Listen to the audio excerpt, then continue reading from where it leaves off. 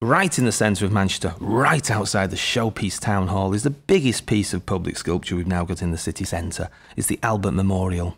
Some commentators have said it's a very odd thing, the Albert Memorial. It's named after some very peculiar traits. It's named after a popular royal German, three things that don't necessarily go together frequently in Britain. But in this case, they did do. Albert was loved.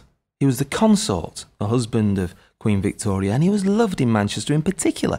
Albert loved progress, science, technology, the belief that society was moving onwards through industry, whereas Queen Victoria did tend to prefer going to the countryside, Balmoral and other lovely bits of British scenery. So when Albert died of a worker's disease, he died of typhoid, that so many other people had died, people in Manchester really wanted to commemorate this figure, so they got together a large fund.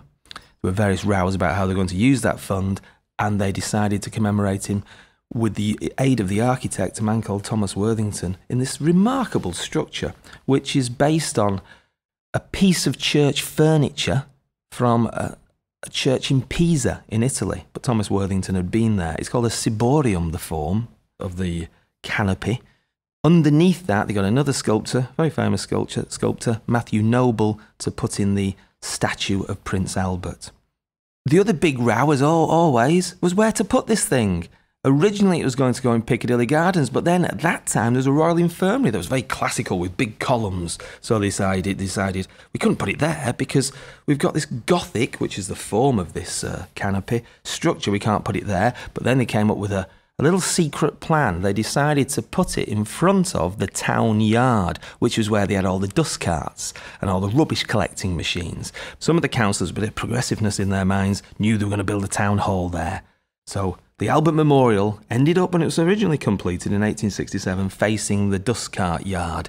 But they did know the town hall was coming along. Fashions change.